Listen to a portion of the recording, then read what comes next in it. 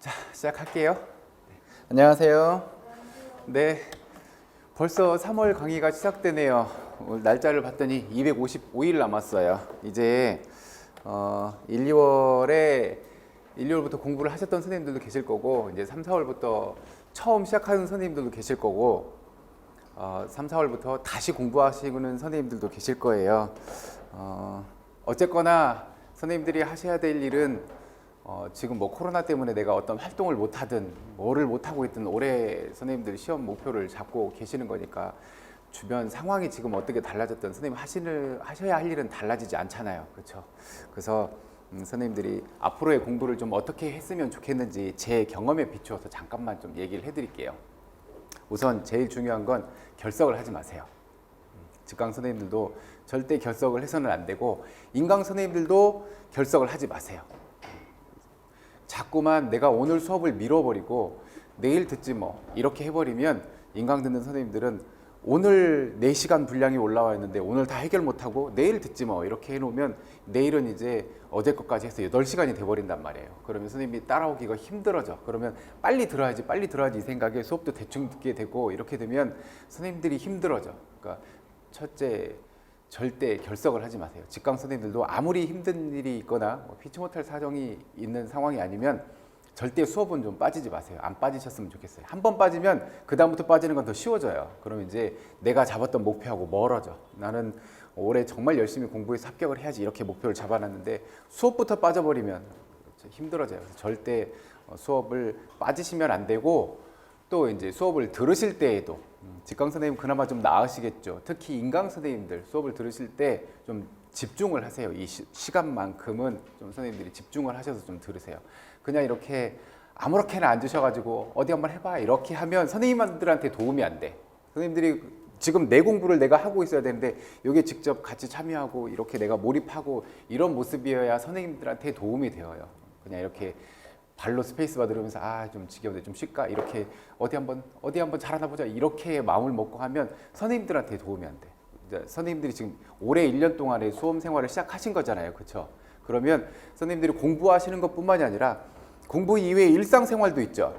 일상생활도 선생님들이 시험에 맞춰줘야 돼. 내가 시험 공부하는 쪽에 일상생활도 맞춰져 있고 공부하는 것도 시험 합격하는 거에 이렇게 맞춰줘야 돼. 그래서 선생님들이 지금 일어나는 일들, 선생님들이 어떤 판단을 해야 되는 기준들 이런 것들에 있어서 다 선생님들한테 이기적으로 판단을 하세요. 이기적인 쪽으로. 이게 남 밟고 나 편한 대로가 아니라 무슨 일이 일어나도 내가 어떤 판단을 하더라도 선생님들한테 이기적으로. 즉 내가 어떤 선택을 하고 어떻게 하는 게 나한테 도움이 될까 생각해봐요. 선생님이 지겨운데 쟤 별로야 이래버리면 선생님 수업 생활에 도움이 되냐고요. 전혀 안 된단 말이에요. 그래서 선생님들이 수업을 좀 집중하셨으면 좋겠어. 특히 인강 선생님들요. 그리고 일과 병행하시는 선생님들이 바쁘다는 이유로 오늘 피곤하다는 이유로 이렇게 수업을 밀어버리고 이러면 힘들어져요. 최소한 결석 안 하는 거 그거는 좀 저랑 약속을 하고 잘 지켜주시기 바랄게요. 그 다음에 이제 수업 들으시면서 제가 당부하는 게 서브노트를 꼭 만들어 보세요라고 말씀을 드리죠. 그죠? 작업을 직접 해보세요. 그 한마음 카페 이런 데 가면 그런 거 많이 나오죠. 아마 저는 그거 잘 안 들어가는데 요즘에 그거 이렇게 막 나올 것 같은데 혹은 지났거나 합격생이 만든 서브노트 이러면서 이렇게 막 뭔가 비법이 있는 것 같고 내가 그것을 보면 합격할 것 같고 그래서 뭔가 대단한 게 숨겨져 있는 것 같은 그러한 자료를 본인이 가지고 있다면서 이렇게 이야기를 하잖아요. 그렇죠? 그거를 보시면 그거를 만든 선생님들이 그걸 보고 이렇게 혹하는 마음이 드는 이유가 뭐예요? 선생님들이 아마 마음속에 이런 마음이 깔려 있어서 그래요. 왕도가 있지 않을까? 정말 편하게 갈 수 있는 방법이 있지 않을까? 내가 이걸 보면 합격하고 이걸 못 보면 어렵게 가고 이걸 보면 정말 쉽게 그냥 합격할 수 있고 이런 마음 때문 아닐까요? 그런 마음 때문에 이렇게 혹하실 건데 그거가 아니라 다른 것이더라도 선생님들이 현혹되면 안 돼요. 왕도는 없어요. 아무리 좋은 자료를 갖고 아무리 좋은 강의를 듣고 이렇게 공부를 하더라도 결국 이해하고 암기하고 내가 내 실력을 쌓아가는 건 선생님들이 직접 선생님 발로 걸어야 돼. 직접 하나하나 걸어가야 돼요. 그래서 뭔가 특별한 뭔가가 담겨져 있는 그것이 혹시 있다고 하더라도 그것을 습득하는 건 누가 해야 돼요? 선생님들이 직접 해내셔야 돼. 그래서 그거에 가장 좋은 방법이 서브노트를 직접 만들어 보시는 거예요. 그래서 혹시라도 만드시는 게 힘들면 제가 드린 자료라도 모아놓고 중요한 부분이라도 체크해놓고 이렇게 단권화를 시켜놓으세요. 가장 좋은 건 내 손으로 직접 써보는 게 제일 좋아요. 근데 하시다 보면 많이 힘드실 거예요. 힘들 땐 저한테 톡을 보내세요. 힘들어요. 시간이 너무 많이 걸려요. 이것까지 해야 되나요? 이런 질문들이 있으면 저한테 보내주세요. 가장 좋은 방법은 그걸 만드셔야 돼요. 만들고 꼭 가세요. 그게 선생님들이 가는 가장 좋은 방법이에요. 어떤 길로 가든 결국 선생님들이 직접 하나씩 다 해결해내셔야 돼요. 그 다음에 1차 공부할 때는 운동 놓고 있고 이제 1차 끝나고 나면 이제부터는 운동 시작하고 이렇게 생각하고 계시는 분들도 많이 계실 건데, 그래서 흔히들 그러잖아요. 1차를 합격해야 2차 실기를 볼 수 있지. 그래서 1차에 올인하고 끝나면 이제 2차 시작하고, 그렇게 되면 자칫 도움닫기를 2번 하실 수도 있어요. 1차 끝나야 2차를 볼 수 있는 게 주어지는 건 맞아요. 그런데 1차 끝나고 나서 2차를 우리가 준비하면 한 달 반 동안 몸을 다시 만들고 다시 내가 그때의 기능을 다시 찾아서 시험을 이렇게 보겠다라고 생각하면 조금 위험해질 수 있어요. 최소한 1차 공부하실 때에도 계속해서 몸 관리는 꾸준히 하고 계셔야 돼요. 그래서 몸 관리를 하셔서 내 몸이 좀 적당한 근력도 가지고 있어야 되고 체중도 좀 관리를 하셔야 되고, 최소한의 몸을 만들고 계시면 1차 끝나고 나서는 편해요. 마지막까지가 편해. 근데 1차까지 이렇게 앉아서 공부만 하셔서 몸이 이렇게 달라진 대로 이렇게 처질 대로 처진 상태에서 그때 가서 시작하면 힘들죠. 선생님들 운동 다 해보셔서 알잖아요. 이 달라진 몸을 한 달 동안 내가 살 다시 빼고 근력 붙여서 다시 기능 연습하고 남들처럼 하겠다라고 하면 힘들죠. 시간이 조급해지죠. 그래서 어떻게 돼요? 끝까지 불안한 마음으로 간단 말이에요. 예를 들어서 내 점수가 커트에서 살짝 높은데 이게 1.5배수라서 몇 명 정도 있는지는 모르겠지만 내가 1배수 안에는 들지 못한 것 같아. 그런 점수의 점수를 받았다고 생각해 봐봐요. 그럼 내 마음이 어때요? 분명히 몇 명은 내가 잡아야 되는데 지금 내 몸 상태를 봤더니 어때요? 몸 상태가 그러해. 그리고 우리가 1차 시험을 본 것, 수업 실현을 하는 것, 그 다음에 면접하는 것, 다른 사람들이 어떻게 하는지 확인이 안 되잖아요. 그렇죠? 하지만 뭐는 확인이 돼요? 실기하는 건 확인이 된단 말이에요. 그래서 실기하면서 저 사람 되게 잘하는데 나 실수했어. 이래버리면요, 가뜩이나 내가 지금 불안한 마음을 살짝 갖고 있잖아. 그런데 실기를 해봤더니 내가 자꾸 실수한 것만 생각나고 지금 저 사람은 잘하고 있는데 이게 좀 부족한 것 같고 이래버리면 계속 그 불안한 마음을 갖고 가야 돼. 선생님 거기 자료 챙기세요. 불안한 마음을 계속 갖고 가야 돼. 그래서 실현할 때도 어떻겠어요? 내가 자신감 있는 모습을 갖고 실현할 수 있겠어요? 불안함이 쌓여있죠. 여기에 불안함이 깔려있는 상태로 내가 좀 실수하면 어떡하지? 그래서 쳐다도 못 보죠. 평가하시는 분들 쳐다도 못 봐. 말 더듬어야 되고, 면접 갈 때까지 마지막에도요. 어떻게 봐야 되겠어요? 내가 정말 조금 실수 더 해버리면 어떡하지? 계속 불안한 마음을 갖고 가야 돼. 그래서 선생님들이 1년 동안 공부를 하시면서 실기 준비를 꾸준히 최소한 못 만드는 것 정도는 하고 계셔야 선생님들이 태도가 달라져요. 태도가. 설령 내가 커트라인으로 붙었다고 하더라도, 그래? 내가 그동안 내가 준비해온 게 있어. 내가 실기로 한번 다 뒤집어 볼게. 이거 해볼게. 이렇게 되면 나머지의 관문들도 좀 자신감 있게 보여진단 말이에요. 선생님들이 평가하는 분들이라고 한번 생각해 봐봐요. 이 사람이 실현을 하는 장면 혹은 면접하는 장면이 있었는데 선생님들이 지금 심사하는 분이야. 똑같이 2명 있어. 방금 이 사람이 왔는데 와서 정말 자신감 넘치는 모습으로 이야기를 하고 가요. 정말 이 사람한테 정말 저 사람을 딱 보니까 저 사람은 매사에 정말 자신감이 넘치는 사람이네, 이런 느낌을 줘. 이 사람이 나갔어. 다음 사람이 왔어. 똑같은 얘기를 해. 똑같은 얘기를 하고 가. 근데 이 사람이 불안함이 깔고 있어. 그래서 눈동자에 초점도 없고 불안함에 휩싸여서 말도 좀 이렇게 어버버버하고 결국 내용을 들어보니 똑같아. 누구한테 점수가 더 가겠어요?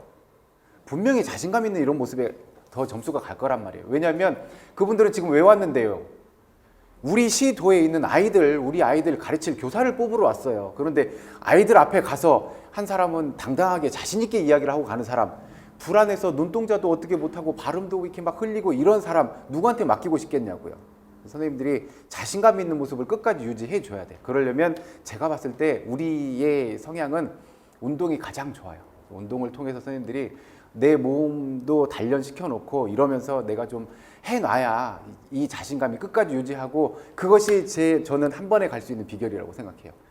설령 끝에서 붙더라도 이게 가능해요. 근데 몸을 다 처지게 그냥 책상에만 앉아 있다가 나중에 뒤집으려 그러면 안 뒤집혀요. 안 돼. 그러니까 좀 평상시에 운동을 좀 하시고, 저도 1, 2월 2달 동안을 1월, 2월 2달 동안 연구실에 앉아가지고 아침부터 저녁까지 앉아만 있었어요. 12시간을 연구실에 앉아 있으면서 밥도 앉아서 먹고, 앉아서 공부하고, 앉아서 준비하고, 저녁에 가서 집에 가서 자고 2달 동안 하고 났더니 제 옆구리에 살이 한 줌씩 붙었어요. 이렇게 여기 양쪽에 한 줌, 여기에 한 줌 붙어가지고 가서 뛰었더니, 뛸 때 어떤 느낌이냐면 뭘 달고 뛰어요. 예전에 없던 게 있어가지고 달고 뛰고 있더라고요. 너무 힘들더라고요. 그래서 다시 빼려고 지금 열심히 운동을 하고 있는데, 선생님 최소한 이렇게 조깅하고 달리시면서 어때요? 힘들잖아요, 그렇죠? 이제 숨도 차고 힘들어질 거고 이러면서 선생님들이 지금 내가 쉬고 싶은 마음, 그거를 좀 이겨봐야 돼. 운동하면서 힘들어서 쉬고 싶은 이 걸음을 한 걸음만 더 내디뎌보자, 한 바퀴만 더 뛰어보자, 이러면서 선생님들이 그걸 좀 이겨봐야 돼. 그것을 이렇게 자꾸 이기고 하고 나면 이게 공부하는 대로 전이가 된단 말이에요. 그래서 공부할 때에도 내가 좀 힘들고 쉬고 싶은데 오늘은 좀 그냥 날려볼까? 이런 마음을 운동할 때처럼, 운동할 때 우리가 조금 더 쉬고 싶은 마음을 참고 달렸던 것처럼 이런 것들에 좀 전이시킬 수 있으니까, 제가 해보니까 그래요. 수험생활 그렇게 해보니까 운동할 때 힘든 것, 참아낸 것, 이런 것들이 또 운동하면서 하면서 우리가 얘를 비워놓고 뛰지는 않잖아요. 그렇죠? 생각하죠.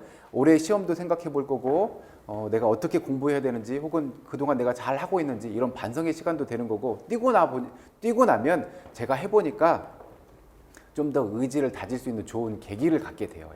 그러니까 최소한 러닝 정도는 꾸준히 하고 계세요. 네, 그 다음에 많은 분들에게서 나타나는 증상들인데, 우리가 결국 시험을 보는 건 나중에 타인과의 경쟁에서 내가 이렇게 살아남아야 되잖아요. 그래서 공부하시면서 주변에 보이는 분들 있죠. 보이는 분들에게 자꾸 의식을 해. 저 사람은 정말 열심히 하는 것 같은데, 뭘 근거로? 보기만 해도 잘할 것 같아. 뭘 근거로? 이러면서 저 사람은 잘할 것 같은데 나는 이렇게. 저 사람은 잘할 것 같은데, 실기 연습하러 갔더니 저 사람은 되게 잘해. 근데 나는 이렇게 자꾸 타인하고 비교하면서 내가 이렇게 나 자신의 그 자신감, 자존감, 이거를 이렇게 다운시킬 필요는 없어요. 저 사람은 저 방법대로 하고 있는 거고, 나는 내 방법대로 열심히 준비를 하고 있는 거고. 물론 다음 주에 시험을 본다면 다르겠죠. 다음 주에 봐야 되는데 내가 아직 봐야 될 게 너무 많고 저 사람 너무 많이 알아. 내가 다음 주에 실기를 봐야 되는데 내 몸 상태는 이렇고 나는 달리는 것도 힘든데 저 사람 운동을 너무 잘해. 그러면 문제가 되겠죠. 하지만 우리는 언제 터뜨려야 돼요? 아직도 255일이 남아있어요.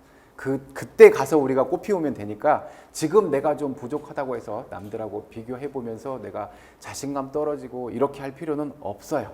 그리고 제일 중요한 거, 내 눈에 보이는 사람들을 경쟁자라고 생각하지 마세요. 그러면 선생님들이 힘들어. 내 눈에 보이는 사람들은 그때 가봐야 돼. 10월 말 가봐야 저 사람이 나랑 같은 지역 응시한 사람인지 다른 지역 응시한 사람인지 그때 가봐야나 확인되는 건데, 벌써부터 내가 저 사람보다 잘해야 되고 이런 경쟁의식을 갖는 건 아무 도움이 안 돼요.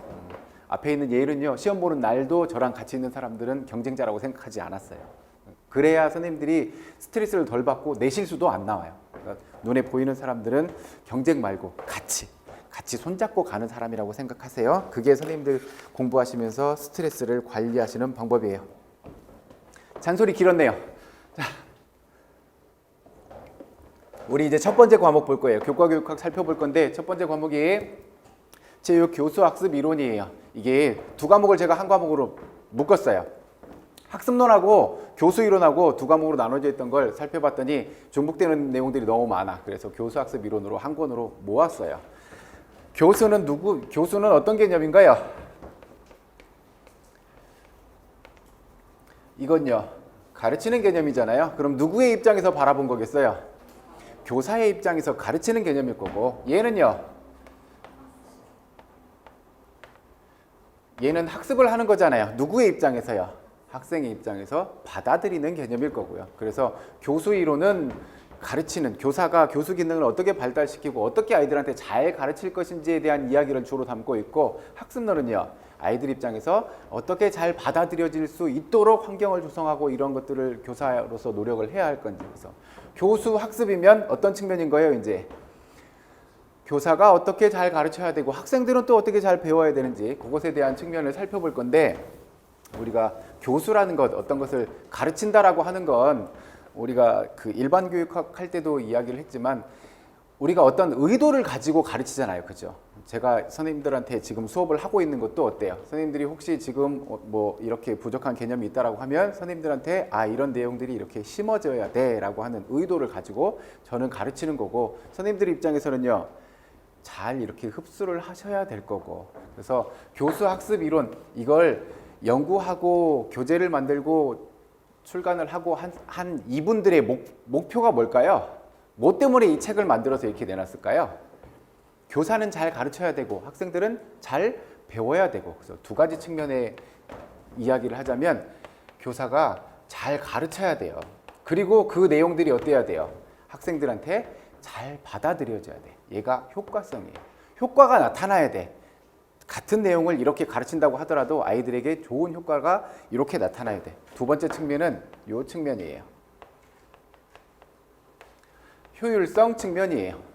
같은 시간이었다면 더 많은 내용들을 가르칠 수 있어야 효율성 있는 측면이 되겠죠. 그래서 교수학습 이론에서 두 가지 큰 개념은 얼마나 효과적으로 가르칠 것인지, 얼마나 효율적으로 가르칠 것인지, 이 두 가지 측면에서 살펴보자고 하는 게 이 과목의 핵심이에요. 한번 하나씩 들어가 볼까요? 자, 먼저 교수 학습 이론이니까 교수와 학습으로 나눠서 볼 거예요. 봅시다. 첫 번째 건 교수, 두 번째 건 학습, 이렇게 나눠 볼 거고요. 이제 교수는 누구의 입장에서요? 교사의 입장에서 이러한 측면에 초점을 두고 잘 가르쳐 주면 될 거고, 학생의 입장에서는 이제 이러한 내용들, 이것도 물론 우리가 학생의 입장에서 이러해야 된다라고 하는 게 아니죠. 학생의 입장을 헤아려 보고 가르치자라는 이야기죠. 우리는 뭐 어떤 사람들이니까요. 앞으로 이 일을 하셔야 될 분들이니까. 목차는 이렇게 살펴볼 거고요. 1장 먼저 봅시다. 첫 번째 거 체육 교수예요. 첫 번째 페이지 봐요. 누구의 입장에서요? 교사의 입장에서 바라보는 개념이에요. 그래서 교육과정을 성취하기 위한 목표지향적 활동이라고 하는 게 체육 교수의 개념이에요. 그러면 교육과정을 성취하기 위해서 하는 거래요. 교육과정이 뭔지 살펴봐야 되겠죠. 학생들이 학교의 지도 아래에서 경험하는 모든 학습 활동의 총화, 이것을 교육과정이라고 해요. 즉 교육기관을 통해서 아이들이 교육을 받잖아요. 그렇죠? 거기에서 아이들이 받아들이는 이런 모든 내용들, 얘를 교육과정이라고 하고요. 자, 기출된 부분이에요. 살펴보세요. 체계적인 교육과정 구성을 위한 일반적인 원리 5가지를 체크해 두셔야 돼요. 얼른 외워요. 첫 번째 거 최소 필요량의 원리. 우리가 가르치는 것들, 가르치는 내용들 있잖아요. 그렇죠? 학생들이 학교에서 배우는 내용들 많으면 좋겠죠. 그죠? 이 정말 옳다라고 생각되는 내용들, 바람직하다라고 생각되는 내용들 다 많이 가르쳐주면 좋잖아요. 하지만 어때요? 아이들이 학교에서 수업받을 수 있는 시간은 너무 제한적이죠. 그 많은 내용들을 다 가르친다고 해서 모든 내용들이 한꺼번에 흡수되기는 쉽지 않겠죠. 그래서 어떤 원리요? 첫 번째 거가 최소 필요량의 원리. 그래서 모든 내용으로 교육과정을 구성할 수 없어요. 이건 시간의 제한 때문에요. 그래서 공통적이고 효과적인 내용만을 이렇게 선정하라고 하는 거. 얘가 최소 필요량의 원리. 두 번째, 지역성의 원리. 지역사회에서 일어나고 있는 모든 상황과 과정을 충분히 고려해라. 우리 지역에서는 이러한 것들이 필요할 거니까. 세 번째, 시대성의 원리. 지금 시대적 요구가 반영되도록. 그래서 14년도에 일어났던 슬픈 사건이 있었죠. 그것 때문에 어떤 영역이 굉장히 강조되고 있어요. 안전 영역이 강조되고 있죠. 이런 측면이에요. 이 시대가 요구하고 있는 내용들을 반영해줘라. 네 번째, 사회와 개인 융화의 원리. 개인의 완성, 그 다음에 사회 발전, 양쪽 측면을 모두 챙기라는 거예요. 아이들은 이렇게 학교 교육을 통해서 이런 내용들을 받아들이면 개인적인 측면에서는 개인적인 발달, 성장 이런 측면에서 효과가 나타나야 되고, 또 하나는요, 장차 사회 구성원으로서 잘 융화될 수 있도록 이 두 가지를 챙겨라. 사회와 개인 융화의 원리. 다섯 번째, 계속 발전성의 원리. 교육 활동이라고 하는 게 단기적으로 끝나고 효과가 나타나는 게 아니죠. 그래서 이번 학기에 혹은 이번 학년도에 이만큼의 수업을 했다고 해서 어떤 효과가 나타나고 나타나지 않고 이런 것들을 눈으로 직접 확인하는 게 쉽지 않아요. 왜냐하면 학습이라고 하는 개념 자체가 어떤 개념이에요? 아이들이 교육활동을 통해서 받아들인 이 내용들이 어떤 변화, 일시적이지 않고 영구적인 올바른 방향으로의 영구적인 변화이기 때문에 이것을 직접 확인하기는 쉽지 않아요. 그래서 뭐라고 얘기해요? 교육은 100년지대기라고 하죠. 100년을 내다보는 계획을 세우고 실천해가는 거라고 하죠. 그러니까 이것들이 이 내용들이 어때요? 올해 일시적으로 이것 끝. 내년에 다른 것 이렇게 또 새롭게 이렇게 하면 쉽지 않아지겠죠. 그래서 계속 발전성의 원리 5개 원리를 체크해 두세요. 이거 기출된 문제예요. 다 외웠어요? 5개? 자, 3, 4월에 처음 시작하는 분들이 있으니까 1, 2월에 하셨던 분들은 그랬어 하고 떠올리세요.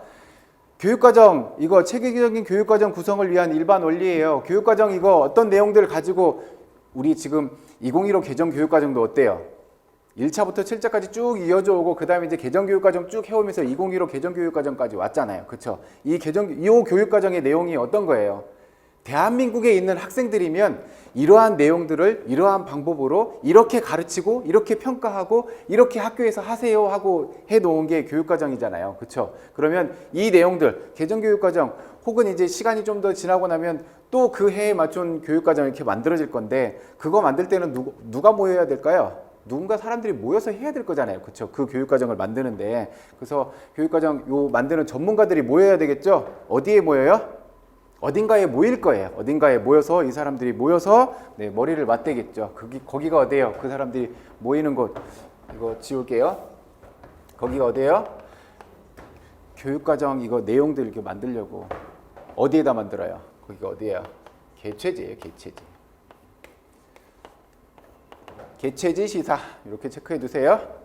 교육과정 구성은 어떻게 한다고요? 개최지 시사로요. 계속 발전성의 원리, 최소 필요량의 원리, 지역성의 원리, 시대성의 원리, 사회와 개인 융화의 원리 5가지 체크해 두세요. 선생님들이 공부를 하시면서 공부를 하시는 방법이 우리가 살펴봐야 할 많은 내용들 있죠. 모든 과목의 내용들이 있을 거고 우리가 범위를 한정짓기도 쉽지 않아요. 그렇죠? 얼마나 많은 내용들이 있어요. 각 대학에서 가르치고 있는 교재들도 다를 거고 그 과목들도 다를 거고 그래서 여기서 다루고 있는 공통된 부분을 가지고 우리가 요 정도의 분량이라고 이렇게 생각하고 공부를 하고 있어요. 그죠? 이거 선생님들의 지금 시작하시는 선생님들의 마음은 이런 마음일 거예요. 이 내용들 처음부터 끝까지 내가 완벽하게 마스터하고 시험 보러 가야지. 안 돼요. 안 돼, 안 돼. 안 되고 그럴 필요가 없어요. 안 될 뿐더러 되지도 않을 뿐더러 그럴 필요도 없어요. 왜? 먼저 우리가 공부하는 방법은 여기서부터 끝까지 내가 전부 다 내 걸로 만들 거야 라고 하면 이제 어떻게 해야 돼요? 여기 1페이지부터 다 외워야 돼. 다 외워야 돼. 이렇게. 하지만 그건 가능하지도 않고 필요하지도 않은 게 뭐냐면 선생님들이 공부를 하시는 방법을 중요한 데에서부터 먼저 시작하세요. 중요한 부분들. 제일 먼저 중요하게 살펴봐야 할 부분들이 어떤 부분일까요? 기출된 부분이요. 기출된 부분. 다른 과목에서도요. 기출된 부분. 먼저 기출된 부분을 먼저 잡으세요. 기출된 부분을 싹 잡고 나면 이렇게 모여질 거예요. 기출된 부분은 요만큼이에요. 요것만 완벽하게 잡고 가도요. 이거 처음부터 끝까지 다 완벽하게 외우고 있어. 이 사람하고 비교했을 때 점수 차이 안 나요. 안 나요, 안 나. 이렇게 공부하고 간 사람이랑 다 공부하고 간 사람이랑 점수 차이는 어디서 나타나는지 알아요? 당일 컨디션이요. 당일 컨디션에서 나와요. 그래서 선생님들이 이렇게 다 한다는 건 불가능할 일일 뿐더러 기출에서 살펴본 부분들이 요만큼 있어. 그러면 기출 분석을 이렇게 해보면요. 요것과 엮어진 부분들이 요만큼 더 봐야 되네. 기출 분석까지 하면 기출 이외의 내용까지는 이렇게 정리가 되어요. 기출 분석을 하고 나면. 우리가 기출 분석을 하는 건 어떻게 해요? 요 문제 나왔네? 답이 뭐였지? 오케이, 분석 끝. 이건 분석이 아니잖아요. 그냥 기출을 암기하는 거지. 요 문제에서 예전에 객관식 문제 생각해 봐요. 보기에 1번 문제에 오답이 이게 나왔대. 그럼 걔를 보고 또 살펴봐야지. 그럼 얘들이 여기에 오답으로 뭐 얘기했네? 추가해야 될 거고. 2번에 뭐가 또 얘기됐었대. 얘도 집어넣어야 되고. 그러다 보면 이렇게 기출된 부분보다 분석을 하고 나면 요만큼 넓어질 거예요. 요것만 완벽하게 잡고 가도 점수 남아요. 장담하건대 남아요. 단 당일날 실수만 하지 않으면요. 선생님들이 시험을 경험해 보신 분들은 공감하시겠지만 경험 안 해보신 선생님들께서는 살면서 느껴본 가장 긴장되고 가장 짧은 시간을 경험해 보실 거예요. 시험지 받기 전까지의 그 내 심장이 내 심장이 방망이질하는 것, 시험지 받아서 이제 풀기 시작하면서 이렇게 풀고 있을 때 그 긴장감, 나는 이 문제를 보면서 내가 이게 뭐였더라? 생각날 것도 같은데 이거였어. 이게 정말 맞는 걸까? 이러고 있는데 난 첫 페이지 보고 있는데 옆에 있는 사람이 뭔가를 막 열심히 쓰고 있어. 따각따각따각따각 쓰고 있어. 그때 느끼는 긴장감 한번 생각해 봐요. 막 긴장하고 설마 내가 시간이 늦지 않을까? 살펴봤더니 벌써 5분이나 지났어. 이거 해결하고 있는데 벌써 옆 사람은 시험지가 넘어가. 이랬을 때 느끼는 긴장감. 그 90분이요. A형 푸는 90분, B형 푸는 90분이 살면서 그렇게 짧은 시간이 없어요. 정말 휙 지나가 버려요. 그러면 시간이 짧으니까 상대적으로 내가 느끼는 긴장감도 어떻겠어요? 굉장히 높아지겠죠. 긴장감 수준이 높아지니까 어때요? 내가 신경 쓸 수 있는 부분들이 넓지 못하잖아요. 굉장히 압축된단 말이에요. 그래서 시험 문제를 풀면서 어때요? 이게 좀 이렇게 열어놓고 여유롭게 사고를 하고 이렇게 묻는 건가? 이렇게 묻는 거 기출 문제 가져온 거네. 이렇게 찾아낼 수 있으면 좋은데 긴장성이 너무 높으니까 어때요? 요 안에 갇혀서 내가 암기했던 것 중에 뭐였더라? 이렇게만 찾고 있다고요. 쉽지 않아져요. 그래서 요 정도의 수준을 먼저 선생님들이 갖추고 난 다음에 얘가 해결이 되었어. 그럼 어떻게 하면 돼요? 조금씩만 더 넓혀가면 돼요. 내가 어디까지 해결할 수 있는 수준까지 만들고 시험장에 가느냐를 선생님들의 공부 방향으로 잡으셔야 돼요. 전부 다 하려고 그랬는데 반밖에 못하고 시험 문제 풀러 갔네? 이건 어떡할 거야? 이거 선생님들이 처음부터 끝까지 다 한다는 게 쉬운 일이 아니라니까요. 정말 만만치 않아요. 모르겠어요. 할 수 있을지도. 예전에 저가 같이 공부할 때 이제 저가 아는 사람은 아니었는데 후배가 아는 친구의 이야기. 당시 시험 볼 때 2009 개정교육과정이었어요. 개정교육과정 문서가 한 170여 페이지 돼요. 그걸 다 외웠대요.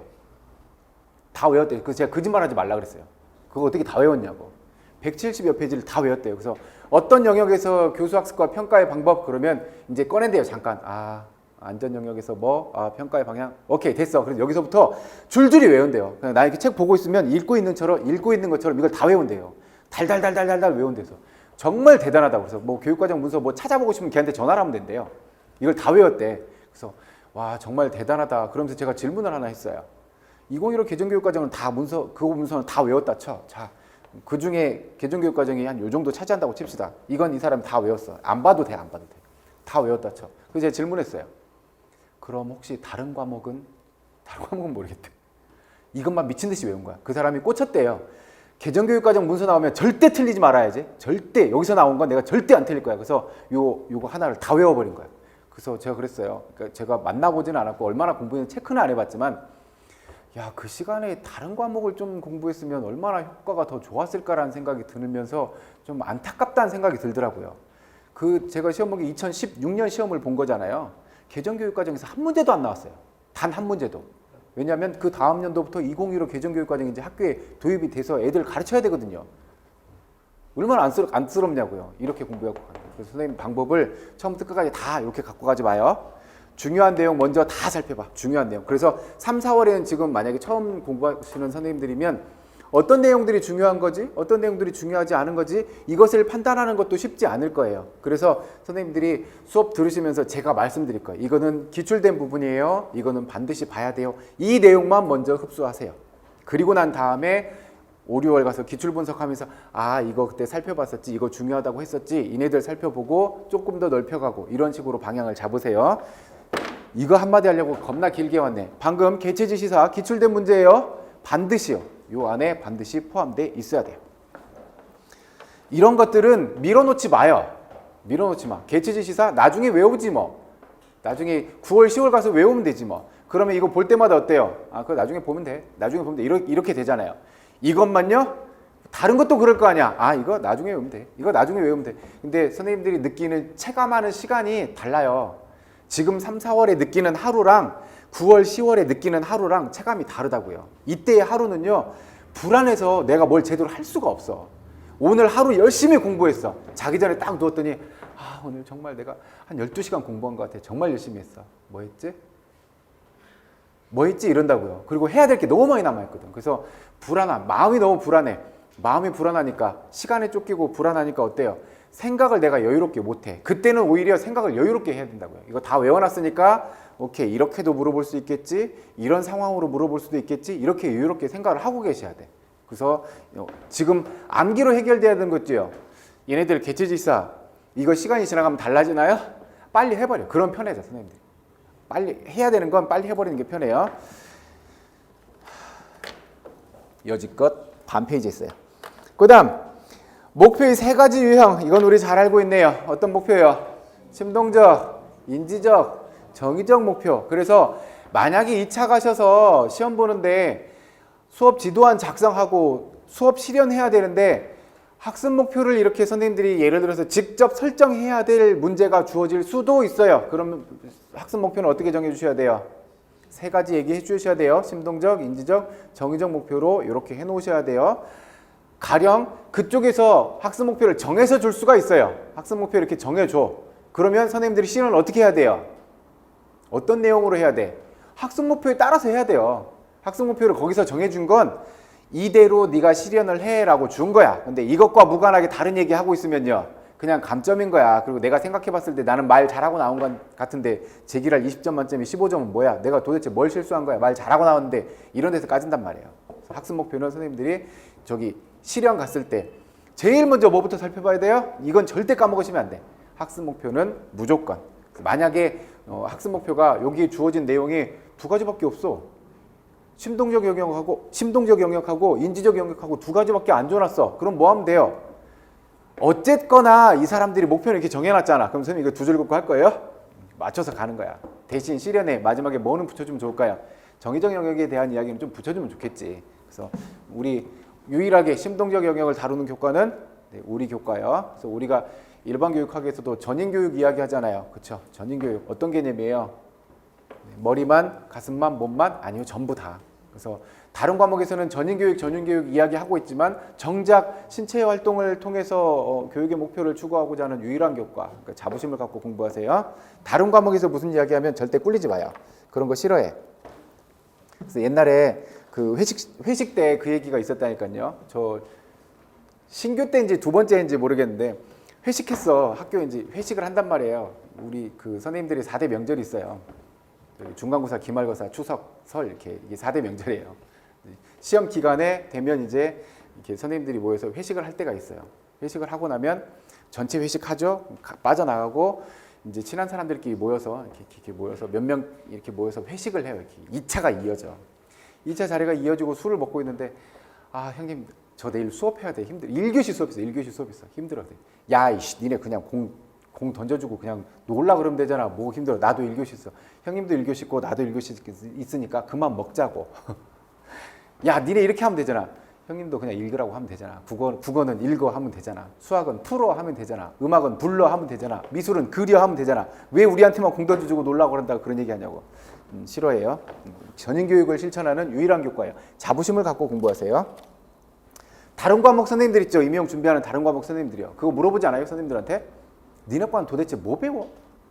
물어보지 않아요? 그죠? 언제 한번 데리고 와요. 그런 질문하는 사람들 있으면. 저기 역학이랑 생략 시간에 죽여놓게. 그 다음 두 번째, 실현 가능한 목표 수립.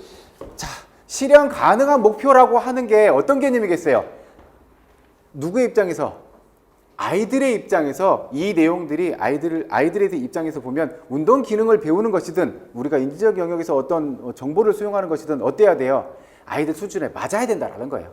아이들 수준에 너무 어려운 목표면요 효과성이 사라져버릴 거고, 너무 쉬운 내용으로 해서 애들이 충분히 알고 있는 이런 내용들을 갖고 이야기하고 있으면요 효율성이 사라져버릴 거고. 그래서 어떤 목표요? 아이들 입장에서 봤을 때 실현 가능한 약간 어려운 목표.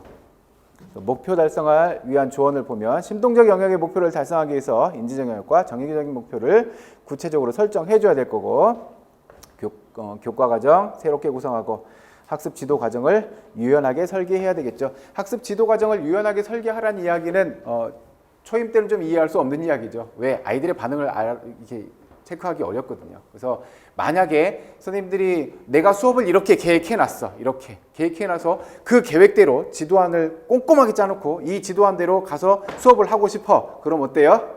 이대로 따라주나요? 이건 내 생각이지. 내 생각에서 내가 이렇게 요구하면 아이들은 이런 반응을 할 거고 이렇게 얘기하면 이 아이들이 이만큼의 성취를 보일 거고 이건 내 생각이고 실제로 가서 해봤더니 어때요? 안 되면 수정해야죠. 아이들이 이런 문제 때문에 이 시간이 길어지는구나. 이거 소모적인 시간인데 이 시간이 길어지는구나. 이런 문제 때문에 애들이 이 목표 달성하는데 어려움을 느끼는구나. 그러면요. 수정해야지. 유연하게. 심지어 어떤 것까지도요. 선생님들이 운동장에서 오늘 축구 수업을 해야 돼. 그래서 축구 막 지도안을 짜놓고 나가려고 그랬더니 어때요? 비가 와. 그럼요. 다른 내용 해줘야지. 그래서 유연하게 설계할 수 있어야 된다는 거. 그 다음에 아주 유명한 분 얘기 나오죠. 비고츠키의 GPD, 근접 발달 영역 나와요.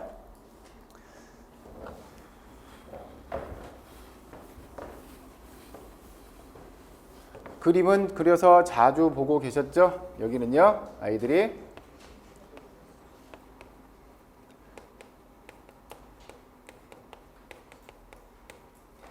실제적 발달 수준, 아이들한테 시키면요 혼자 해결할 수 있는 부분이에요. 그 다음에 잠재적 발달 수준, 잠재적 발달 수준, 아이들이 어때요? 교사나 혼자는 못해요. 하지만 어때요? 다른 사람의 도움을 받으면 해결할 수 있는 부분, 여기가 잠재적 발달 수준. 그 다음에 근접 발달 영역은요, 혼자 해결할 수 없지만 교사나 유능한 또래 도움을 받으면 해결할 수 있는 부분. 그래서 어때요? 이 부분이 어떻게 된다고요? 점점 넓어져야 된다는 거죠. 여기에서 도움을 주는 것, 교사나 유능한 또래가 도움을 주는 것, 이것을 뭐라고 얘기해요? 네, 비계 설정, 스캐폴딩이라고 하죠.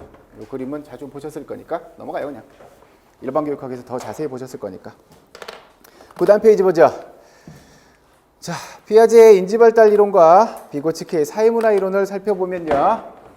자, 피아제는 뭐라고 얘기했어요? 인지발달이라고. 이분은요, 사회문화라고요. 이분은 발달이 되는 건 어떤 측면에서요? 이 측면에서.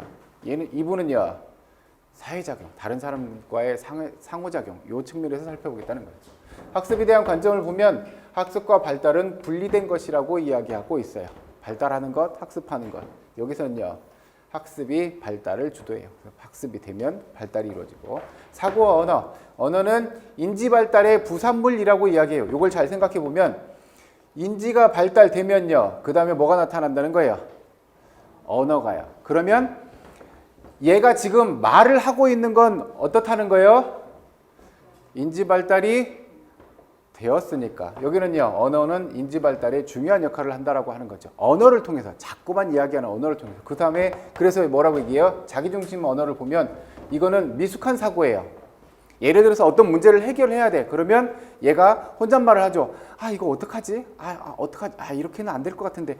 이렇게 한번 해볼까? 이럴까? 얘가 자기중심 언어 혼잣말이잖아요. 얘가 자꾸 혼잣말을 하고 있는 건 뭐예요? 왜 해요? 이분의 입장에서 보면요, 해결을 못하기 때문에. 해결할 수 있으면 혼잣말 할 필요가 뭐 있어. 그냥 뚝딱 해내면 되지. 이분은요, 문제 해결의 수단이라고 얘기를 해요. 그래서 어떡하지? 이렇게 한번 해볼까? 이 과정에서 어떻다는 거예요? 혼잣말을 하고 이렇게 저렇게 해가면서 어때요? 문제를 해결해 갈 수 있는 수단으로 봐요, 혼잣말을. 그래서 여기서 얘기하고 있는 혼잣말의 의미, 이분의 이론에 의하면 혼잣말을 왜 해요? 발달이 덜 돼서.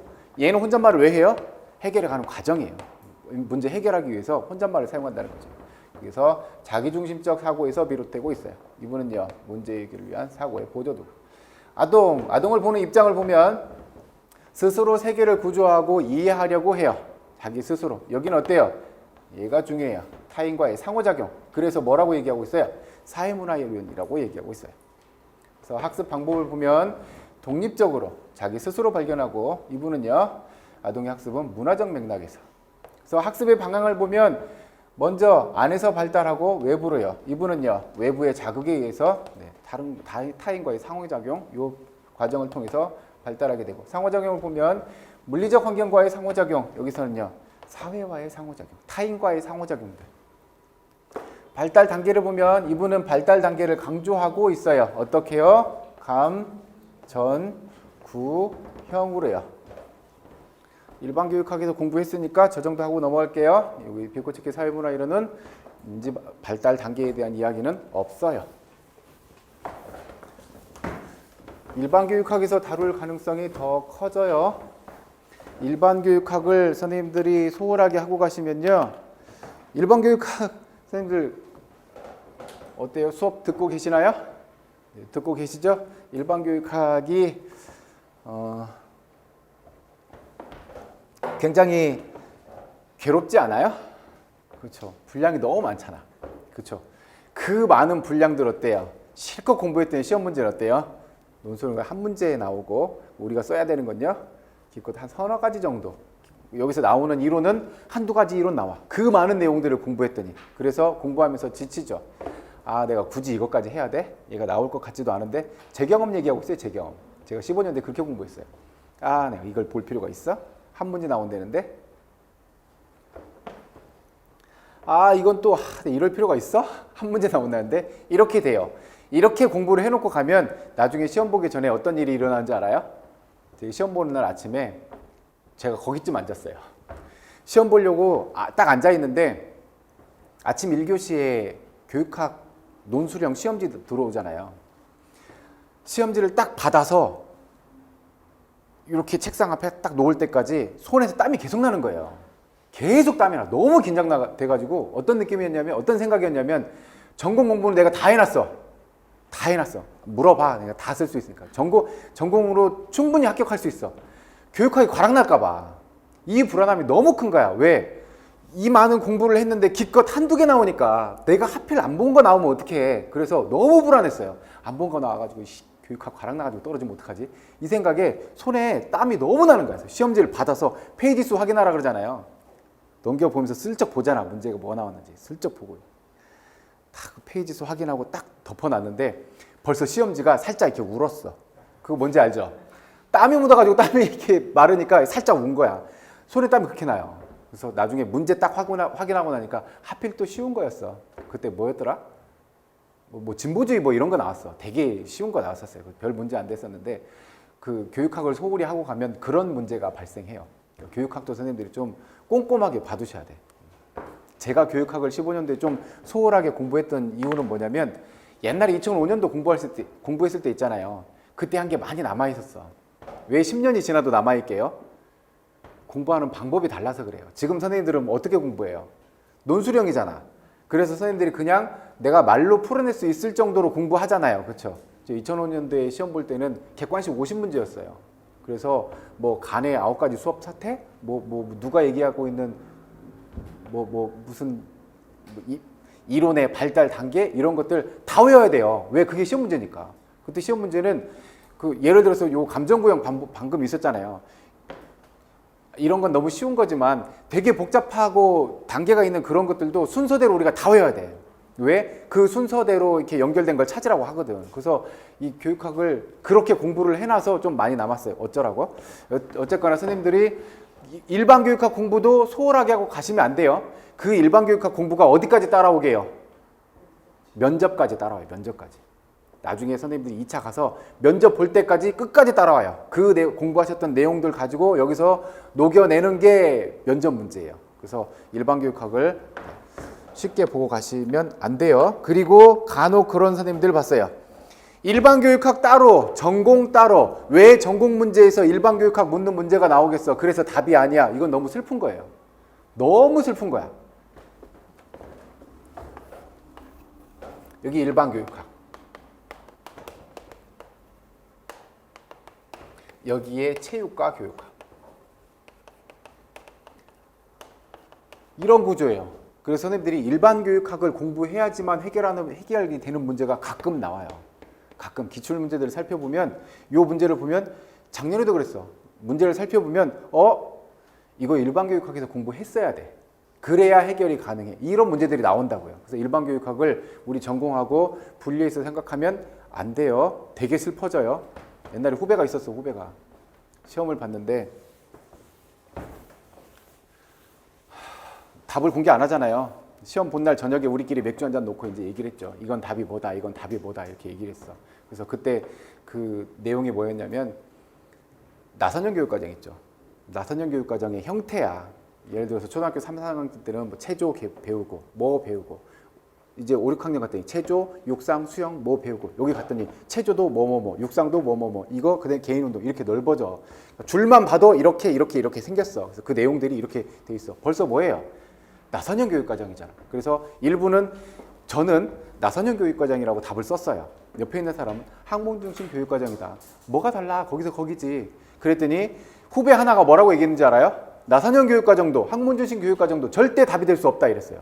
도대체 왜? 이랬더니 정말 슬픈 얘기를, 제가 그 얘기를 듣고 정말 마신 만큼의 맥주잔에 마신 만큼 눈물이 쏟아질 뻔한 걸 겨우 참았어요. 전공 교재를 1년 동안 자기가 그렇게 열심히 봤는데 전공 교재에서 나선형 교육과정, 학문중심 교육과정이라고 써 있는 걸 본 적이 없대. 그러니까 답이 될 수 없다는 거야. 그래서 정말 너무 슬펐어요, 그 순간에. 그래서 너 1년 동안 공부를 그렇게 한 거야? 그랬더니 너무 확신에 찬 거 있죠? 당연하지. 이게 여기 답이 없는 건데 얘가 어떻게 답이 될 수 있냐고. 그래서 너무 슬펐어요. 이렇게 생각하시면 안 돼요. 일반교육학 공부한 게 여기서 나와요. 다행히 지금은 발령받아서 잘 학교 다니고 있어요.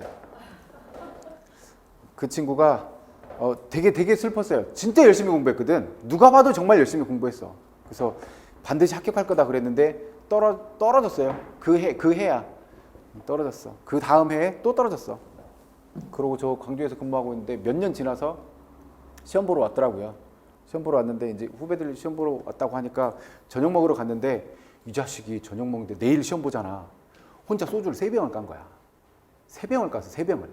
다른 애들한테 이제 마시라고 이렇게 주는데 안 마셔. 안 마시니까 지 혼자 3병을 깠어. 이제 3병 까고 이렇게 늘어졌어. 너 어쩌려고 그랬더니 형 저 공부 안 했어요. 옛날에 이렇게 그렇게 공부하다가 포기했었는데 포기하고 다른 일 하다가 그냥 아쉬워서 다시 시험을 본 거래. 합격했어. 미친. 여튼 그렇게 공부하지 마요. 일반교육학 따로 우리 거 따로 이렇게 생각하시면 안 돼요. 그 다음 피아제 인지발달 단계 봐요. 아까 어떤 단계였어요? 감, 전, 구, 형이요. 감각운동기, 그래서 언어 습득 이전의 기간이에요. 그래서 사물이 변하지 않는다고 생각해요. 그래서 운동에 대한 반응은 목적 없이 반응으로 일어나고, 세계는 어린이가 그것에 작용하는 방식대로 존재한다고 생각해요. 그러니까 이 세계의 중심이 누구예요? 나야 나. 내 중심적인 사고만 해요. 이 세상은 내 중심으로만 돌아가. 그래서 내가 필요하면 어때요? 가져와야 돼. 못 가져오면요 울어야 되고. 그 다음에 전조작기예요. 언어와 상징을 통해서 아이디어와 사물을 내적으로 구성하고 다른 사람의 입장을 아직 헤아리지 못해요. 여기 전조작기에서도 어때요? 다른 사람에 대한 입장을 헤아리지 못하니까 무슨 얘기만 해요? 내 주장만 이야기하죠. 내 주장만. 그리고 어떤 사고를 해요? 요때의 특징이, 전조작기의 특징이 물활론적 사고를 해요. 즉 날아가는 비행기도 살아있다고 생각하고 던져지는 돌도 살아있다고 생각해요. 움직이는 모든 것들은 살아있다고 생각하는 게 물활론적 사고예요. 그 다음에 가끔 성인이 됐는데도 이 전조작기의 사고를 못 벗어나시는 분들이 있어요. 내 주장만 얘기하는 사람들 있죠. 그래서 그분들한테 이렇게 얘기해요. 고급지게. 아직 전조작기에 머물러 계시는군요. 지 주장만 하는 사람들이 있다니까요. 남의 입장은 전혀 고려 안 하고 이런 사람들이 있어. 그 다음에 구체적 조작기.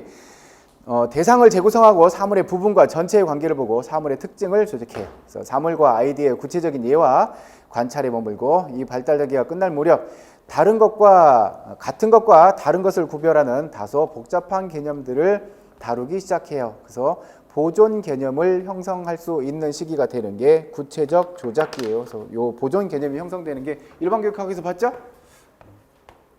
두 가지 형태의 물컵, 이렇게 생긴 물컵과 이렇게 생긴 물컵을 놔두고 물을 요만큼 채우고 여기는 요만큼 채워진 걸 보고 뭐라고 생각해요? 얘가 물이 더 많아요 라고 생각하는 건 아직 보존 개념이 형성이 안 된 거고, 이걸 부으면 결국 똑같아요 라고 생각할 수 있으면 보존 개념이 형성된 거고요.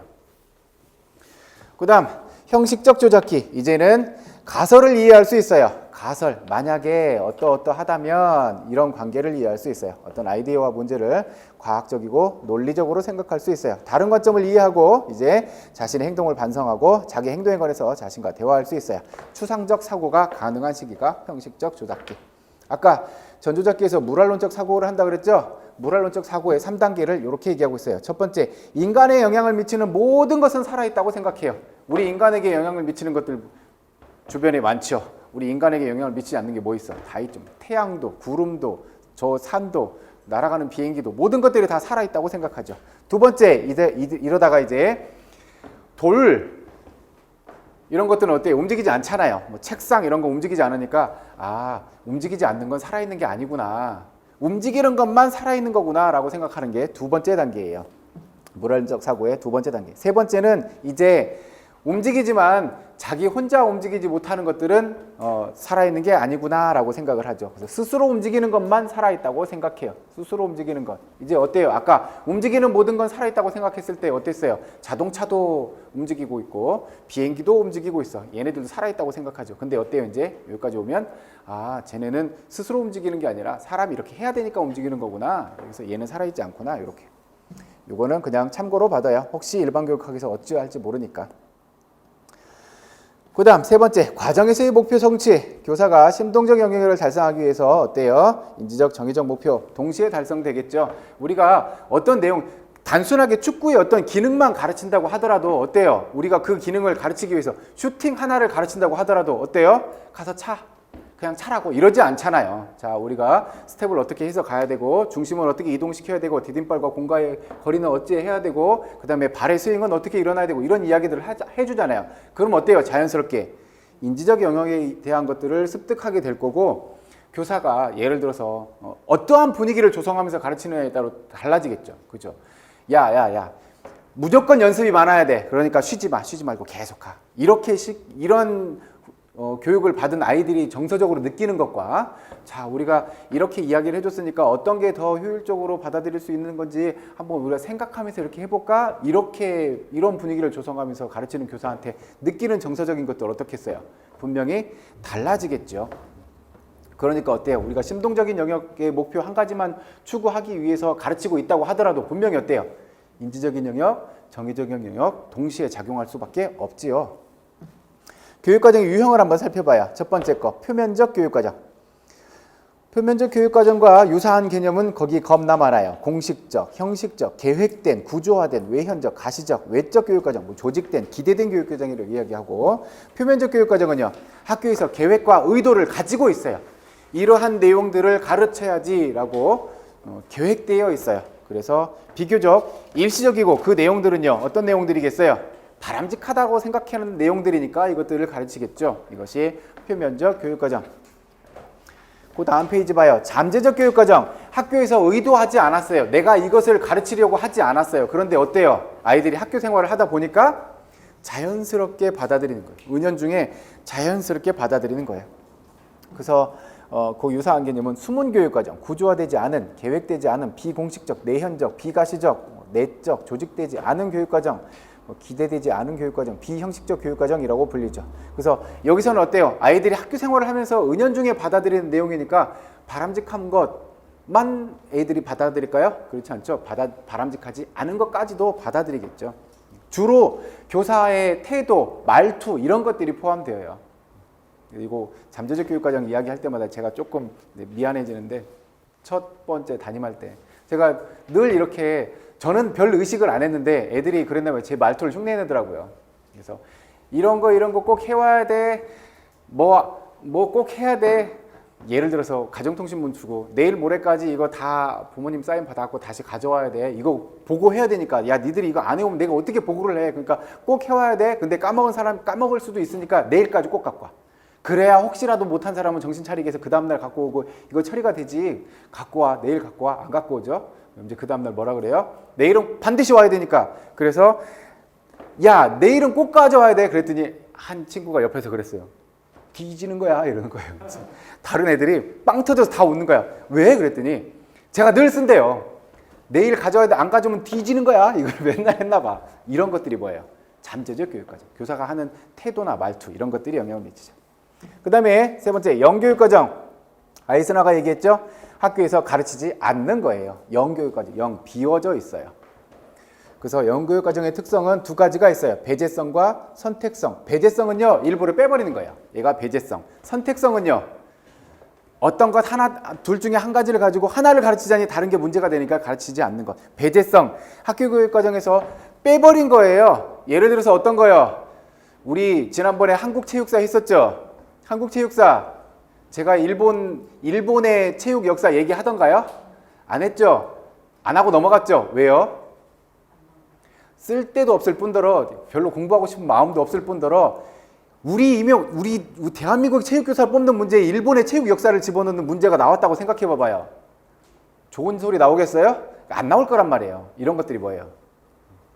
배제성. 빼버리는 거예요. 선생님들 학교에서 일본의 역사 배워봤어요? 안 배워봤죠? 이게 배제성이에요. 일본으로 가봐요. 일본. 재수없지만 잠깐 왔다고 상상만 해요. 일본의 학교야. 3.1절 얘기하겠냐고요. 얘네들이. 한국에서 3.1절을 왜 지금 이렇게 지금 국경일로 지정해서 여기는 뭐 쉬면서까지 이렇게 그런 이야기를 하겠냐고요. 안 할 거 아니야. 이게 뭐예요? 배제성. 세 번째는, 그 다음 두 번째는 선택성. 교육과정에 있으나 교사에 의해서 선택되어요. 자, 교사가, 이건 종교적인 이야기 아니에요. 그냥 예예요. 내가 그 종교적인 신념이 매우 강한 사람이에요. 내가 과학 선생님이야. 이 아이들에게 뭘 얘기해야 돼요? 진화론을 가르쳐야 되잖아. 진화론을 가르쳐야 되는데 나의 신념상 진화론을 가르칠 수 있어요, 없어요? 나는 창조론을 믿고 하나님이 우리를 창조하고 이렇게 인간을 만들어냈는데 인간은 저기 오스트랄로피테쿠스부터 이렇게 해갖고 직립보행을 시작하고 이렇게 진화되었는데 이걸 어떻게 가르치냐고. 그럼 이건 어떻게 할 거야? 그래서 뭐 때문에요? 내가 창조론을 아이들한테 이렇게 가르쳐야 되기 때문에 진화론을 빼버리는 거예요. 교사가 선택하는 거예요. 이걸 가르치자니 이게 좀 그런데 이런 것들. 혹은 이런 게 될 수도 있어요. 선생님들이 어떤 특정 종목에서 매우 좋지 못한 경험을 했다고 생각해 봐봐요. 예를 들어서 내가 축구가 너무 재밌어, 즐거워. 그래서 공부하면서도 조기축구에 가서 열심히 임용 준비하면서 조기축구에 가서 열심히 조기축구를 참여해. 일요일마다 열심히 운동을 해. 이렇게 운동하고 있었는데 조기축구에 하필 조폭팀이 온 거야. 실화예요, 실화. 옛날에 그런 게 있었어요. 그 팀이 조폭들인 거야. 진짜로요, 실화라니까요. 조폭팀하고 경기를 하는데 그들은 어때요? 축구 실력보다 뭐가 더 세요, 지금? 자존심이 훨씬 셀 거 아니야. 이기고 싶은 마음, 욕 섞어가면서 그랬을 거 아니에요. 근데 얘들은요, 이들의 실력이 훨씬 좋았을 거 아니에요. 여기 조직에 뛰는 사람 하나가 상대팀을 못 막았어. 그래서 골을 내줬어. 무슨 일이 일어났게요? 끔찍한 얘기를 할게요. 조폭, 좀 위에 있는 사람 있을 거 아니에요. 가서 발로 찼어요. 정강에. 똑 부러졌어요. 그런 경험을 했다고 생각해봐. 학교 가서 아이들에게 선생님들이 축구를 잘 가르치고 싶은 마음이 생겨날까요? 그런 것들도 선택성이 돼버릴 수 있어요. 왜? 나한테는 별로 정서적으로 좋지 않아. 그러니까 이런 거 가르치는 거 별로 축구하는 선생님들 욕하시는 거 아니겠지? 그냥 예를 든 거예요. 그래서 선생님들에 의해서 선택된 것, 이것이 선택성. 그 다음에 학습 경험 선정의 기준. 학습 경험이 어떤 거예요? 이제 학습 경험 누구의 입장에서요? 아이들의 입장에서 학습을 경험해 보는 거래요. 그러면 이 내용들은 누구에 의해서 가져왔어요, 지금? 교사가 가지고 왔잖아. 그럼 이 학습 경험은 누가 선정하는 거예요? 교사가. 선생님들이 발령 받아서 내년에 가서 우리 반 아이들에게, 내가 가르치는 아이들에게 어떤 내용들을 가르칠까? 이것이 뭐예요? 애들 입장에서 보면 그것이 학습 경험이죠. 선생님들이 배구 좋아하면요, 아이들한테 배구 가르칠 거고, 내가 배구를 못하는데 어떻게 가르쳐요? 그러면 애들은 배구 못 배울 거고, 그러면 아이들 입장에서 보면 학습 경험이 배구는 없었던 거예요. 우리는 배구를 너무 즐겁게 했었던 거죠. 이런 것들, 학습 경험의 선정 기준 봐요. 첫 번째, 학습 경험은 학습자의 운동 수행 능력을 향상시킬 수 있어야 돼요. 그 내용들을 가지고 와서 내가 아이들한테 가르쳤을 때 어때요? 애들 입장에서는 애들이 그 내용들을 받아들여서 운동 기능을 향상시킬 수 있어야 돼요. 두 번째, 학습자의 운동 능력을 고려해서 최대한의 연습 시간을 제공해 줄 수 있어야 돼요. 이건 효율성 측면에서 생각해 보시면 되겠죠? 세 번째, 첫 번째 건요, 효과성의 개념일 거고요. 효과성이 뭐예요? 애들 운동 능력 향상시키는 게 효과성인 거고, 연습 시간을 최대한 제공해 주는 건 효율성 측면이고, 그 다음에 학습 경험은 어때요? 아이들의 수준에 적합해야 돼요. 적합한 내용이어야 가능하겠죠. 네 번째, 가능한 심동, 인지, 정의적 목표를 모두 통합하고 있어야 돼요. 요 학습 경험의 선정 기준도 체크해 두세요. 반드시 기억하고 계셔야 돼요. 다시 한 번만 체크해 봐봐요. 학습 경험의 선정 기준. 학생들의 운동 능력을 향상시킬 수 있어야 돼요. 그러기 위해서는요, 최대한의 연습 시간 제공해 줘야 되고, 또 아이들 수준에 적합해야 돼요. 그리고 목표 측면에서 생각해 보면 심동, 인지, 정의적 목표를 모두 다 통합하고 있는 이러한 학습 경험을 선정해 주시면 될 거예요. 반드시 체크해 둬요. 잠깐만 쉬었다 가죠.